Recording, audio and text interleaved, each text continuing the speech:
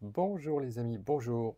Je voudrais faire une vidéo aujourd'hui sur le lien entre non-dualité et les jeunes. Par jeunes, j'entends des jeunes gens entre, disons, 18 et 30 ans. Je voudrais ici montrer en quoi la non-dualité, la spiritualité, peut tout à fait concerner des jeunes gens entre 18 et 30 ans. Et même, je dirais que je voudrais montrer qu'il est important de s'y intéresser quand on est jeune, plutôt que d'attendre d'avoir 60, 70 ans. Moi, j'ai rencontré la non-dualité, la spiritualité, quand j'avais 25 ans. J'ai rencontré d'abord le bouddhisme zen, puis ensuite des maîtres indiens et Douglas Harding. J'étais jeune, donc 25 ans. Mais Lorraine, mon épouse, elle a rencontré cet enseignement, elle était encore plus jeune, puisqu'elle avait 19 ans. Elle sortait à peine du lycée. Richard Lang, qui diffuse aujourd'hui l'enseignement de la non-dualité de Douglas Harding dans le monde anglo-saxon. Richard a rencontré Douglas, il avait 17 ans, avec son frère jumeau d'ailleurs, qui évidemment lui aussi avait 17 ans. Donc on peut tout à fait s'intéresser à cet enseignement de la non-dualité quand on est jeune, voilà, au sortir de l'adolescence. Et c'est même, comme je le disais, très important de s'y intéresser relativement tôt. Alors, peut-être pas avant 17 ans, parce que quand on est trop jeune, quand on a, voilà, vraiment quand on est un enfant et quand on est un teenager, voilà, c'est sans doute pas, enfin je veux dire entre disons 10 ans et 17 ans, c'est peut-être pas le bon moment de rencontrer l'enseignement de la non-dualité, parce que l'enseignement de la non-dualité va vraiment interroger notre identité, la mettre en question. Et quand on est jeune, quand on a 12, 15, 16, voilà, 16 ans, on est en train de construire cette identité justement, et voilà, ça peut être problématique, en fait. On est en train de construire son identité, puis on va entendre un discours qui vise à remettre cette identité en question. Mais en tout cas, voilà, une fois qu'on a quitté l'adolescence ou qu'on est au sortir de l'adolescence, c'est tout à fait possible de s'interroger sur sa propre identité et donc de rencontrer les enseignements non duels. Alors moi, quand je repense à ce moment, il y a longtemps maintenant, quand j'étais jeune, qu'est-ce qui m'a motivé pour m'intéresser à la non-dualité? Je crois que c'était vraiment la recherche de sens. Je ne comprenais pas du tout quel était le sens de la vie. Depuis déjà jeune, enfin oui, depuis l'adolescence, je me demandais, mais enfin, on est, Anaïté, hein, on vit, voilà, ok, on nous demande de prendre un métier, fonder une famille, mais après on va mourir. On est, on vit, on meurt, mais quel est le sens de tout ça? Donc je ne voyais pas du tout l'intérêt. Et j'avais l'impression qu'il y avait quelque chose de plus, en fait. J'avais l'impression qu'il y avait un sens dans la vie qui m'était caché et que je ne trouvais pas. J'avais l'impression, si vous voulez, qu'il me manquait une pièce de mon puzzle pour que l'ensemble prenne un sens. Voilà. Voilà. Oui, une fois que vous mettez la dernière pièce du puzzle, vous voyez la figure que ça représente et donc tout prend sens. Donc voilà, j'étais à la recherche du sens et la non-dualité, la spiritualité, l'éveil m'a donné ce sens. Et puis aussi, j'avais connu le bonheur quand j'étais enfant, dans ma petite enfance, et j'avais perdu ce bonheur en quittant l'enfance, en fait. Donc j'avais cette nostalgie d'une vie bien heureuse, d'une vie libre, d'une vie vraiment sans problème. Et je pense aussi que je cherchais à retrouver cette dimension de bonheur, cette dimension de liberté, d'insouciance et de spontanéité. Donc je crois que ces deux éléments, recherche du sens d'une part, et d'autre part recherche du bonheur, ces deux recherches m'ont conduit à la spiritualité. Et heureusement, je suis tombé sur ces enseignements. Donc on va demander à Lorraine, elle, pourquoi elle s'est intéressée si jeune à la non-dualité. Donc me voici avec Lorraine, mon épouse, et donc Lorraine, on fait une vidéo sur la non-dualité et les jeunes hein, Bonjour. de 18-30 ans. Et donc, je leur disais que tu as découvert la non-dualité, la spiritualité quand tu étais jeune. Tu voilà, avais 19 ans, Oui, tu sortais de l'adolescence. ouais, j'ai eu beaucoup de chance. En plus, tu as rencontré Douglas Harding qui présente une voix très directe. Donc, qu'est-ce qui t'a intéressé, toi, à la non-dualité, à la spiritualité, si jeune en fait?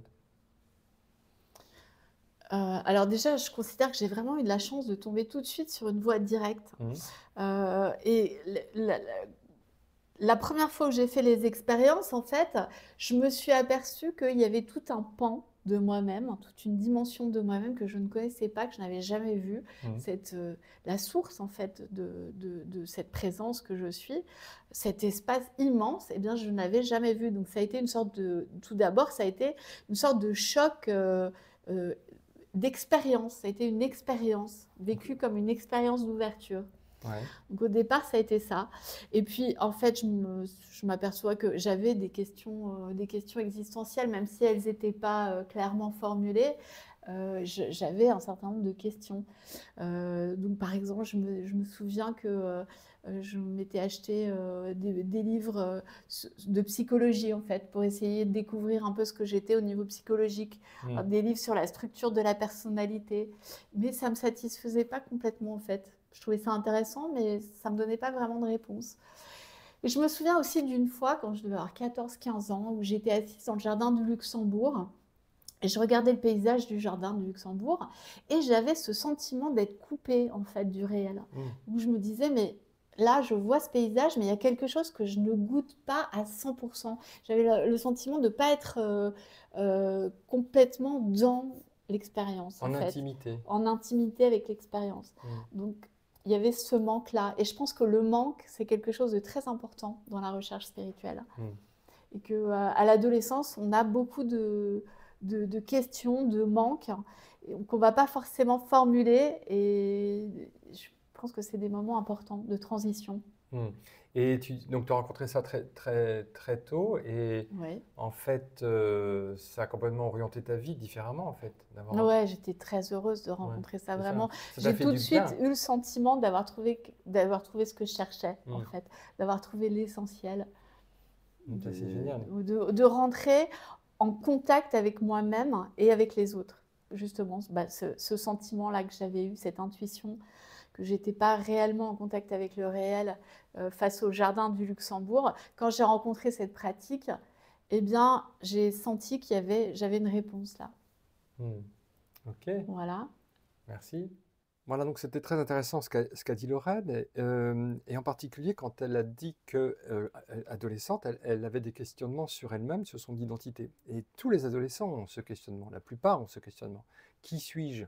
Qui je suis vraiment, vraiment? Alors on cherche des réponses à droite et à gauche, parfois dans la psychologie, mais la non-dualité nous offre une réponse incroyable. Elle nous dit ce que nous sommes vraiment, vraiment, vraiment. Elle nous montre un chemin pour découvrir notre vraie nature, qu'on ne soupçonne pas en fait, parce qu'en général, ce qu'on croit être, c'est l'individu. On est identifié au personnage dans lequel on se sent à l'étroit d'ailleurs, et on ne soupçonne pas les ressources incroyables que nous avons en nous, et que la non-dualité permet de découvrir, c'est-à-dire permet de découvrir cette dimension spacieuse de notre vraie nature. Lorraine a parlé d'espace tout à l'heure.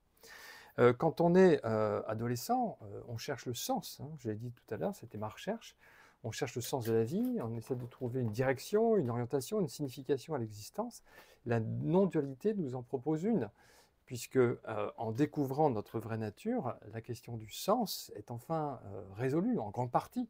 Nous comprenons ce pourquoi nous sommes là, nous comprenons ce que nous pouvons faire dans notre vie.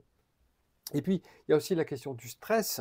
Moi, je le vois avec mes élèves, puisque je suis professeur et j'ai donc des adolescents comme élèves. Beaucoup d'élèves sont stressés par les examens, bien sûr, mais pas seulement stressés par la vie, stressés par le regard des autres, ils sont angoissés. Beaucoup prennent des médicaments d'ailleurs. Eh bien, la non-dualité nous permet de trouver en nous un espace de paix libre du stress. Ça, c'est une ressource incroyable aussi, qu'on ne soupçonne pas, qu'on ne soupçonne pas du tout.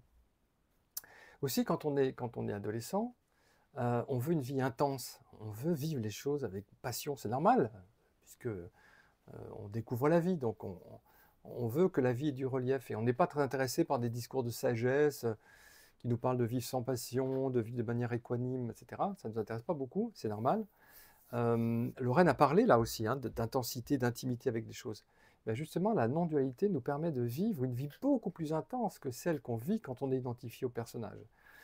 Parce que c'est comme si un voile entre nous et le monde et entre nous et nous-mêmes disparaissait, et on vit mais vraiment le monde de manière plus intense, les sens sont plus aiguisés, la vie prend un relief incroyable dans la non-dualité. Et puis quand on est jeune, on cherche aussi la liberté, c'est normal, hein, puisqu'on fait, voilà, on devient son propre maître, on quitte peu à peu la maison des parents, on veut être libre. Mais où trouver la liberté?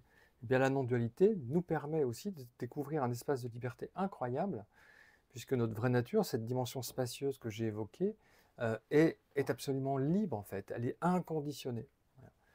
Donc,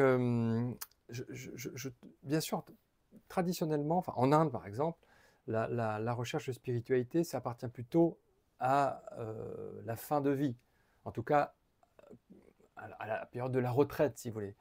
En Inde, il y a 4 stades de vie, peut-être vous les connaissez. Il y a le stade de vie de l'étudiant, dans lequel eh bien, on va apprendre un métier, on va apprendre différentes choses, en gros jusqu'à 20 ans. Ce qu'on appelle le brahmacharya. Donc là, voilà, comme j'ai dit, on fait des études, on apprend un métier. Ensuite, le deuxième stade, c'est grihastha, c'est la vie de chef de famille. Donc là, voilà, on a un métier, on a une femme ou un mari, et puis on fait des enfants, voilà, et on satisfait aux besoins de sa famille. Donc ça, c'est à peu près 50 ans, 55 ans. Ensuite, il y a la retraite, finalement, ça s'appelle Vanaprastha. Là, c'est la retraite spirituelle. Donc théoriquement, eh bien, on abandonne sa famille, les enfants n'ont plus besoin de nous, et on va chercher un maître dans un ermitage qui pourra nous enseigner la spiritualité. Et puis le quatrième stade de vie, c'est sannyasa, le renoncement. Donc là, on devient soi-même un maître et on se met à enseigner. Donc c'est plutôt, en Inde, traditionnellement, c'est plutôt à la fin de la vie que on se met en quête d'enseignement spirituel. Mais voilà, mais pour moi, en fait, la non-dualité, la spiritualité, ça n'a pas besoin d'attendre la retraite. On peut commencer beaucoup plus jeune, on peut commencer dès la fin de l'adolescence. Parce que d'abord, la non-dualité, la spiritualité ne signifie pas renoncer au monde, mais vivre le monde de manière différente. Puis d'autre part, c'est beaucoup mieux de vivre son existence à partir des ressources de la non-dualité que de vivre dans la souffrance, le stress, en étant identifié au personnage, en fait. J'ose pas imaginer ce qu'aurait été ma vie si je n'avais pas découvert ces enseignements de la spiritualité, de la non-dualité. Donc j'ai beaucoup de gratitude pour ceux qui m'en ont parlé alors que j'étais jeune. D'abord pour ceux qui m'ont initié à la méditation zen, puis ensuite ceux qui m'ont permis de lire des maîtres indiens ou Douglas Harding, en fait. Donc, l'expérience spirituelle, la non-dualité, nous permet de découvrir en nous des ressources incroyables, insoupçonnées, qui ne sont pas psychologiques, qui sont au-delà de la psychologie, qui sont au-delà du moi, et ressources qui vont nous donner tout ce que nous cherchons, tout ce dont nous avons besoin. Nous voulons vivre sans stress, mais nous voulons vivre une vie intense. Nous voulons de la liberté, nous voulons de la relation, de l'intimité, nous voulons de la joie, nous voulons du sens. Tout cela, l'expérience non duelle nous le donne, et plus encore en fait. En plus, je veux dire, cette expérience non duelle, qui est une expérience de dépassement du moi, c'est quelque chose dont on a l'intuition, dont on a fait parfois l'expérience. Par exemple, lors d'un voyage, parfois, même jeune, on a pu faire l'expérience d'un dépassement du moi, ou bien en faisant du sport, ou bien en jouant de la musique. On peut avoir le sentiment que voilà, qu'on n'est plus limité par le moi, mais qu'on est plus large que lui, plus large que ce corps, plus large que ses pensées, plus large que ses émotions. Donc voilà, moi je vous invite, chers jeunes, je vous invite à vous intéresser à la spiritualité, à la non-dualité. Alors ça peut être, moi j'enseigne, je partage la vision sans tête, donc ça peut être la vision sans tête. Vous êtes les bienvenus dans mes ateliers ou sur mes Zooms, mais peu importe la voie en fait, intéressez-vous à la spiritualité en général. Vous verrez, il y a plein d'enseignants, plein de textes formidables, anciens ou récents. Allez les voir, explorez votre identité, plongez dans ces textes qui vous invitent à aller au-delà de votre petit moi. Et vous allez voir que c'était le début d'un voyage absolument extraordinaire. Voilà les amis, à bientôt.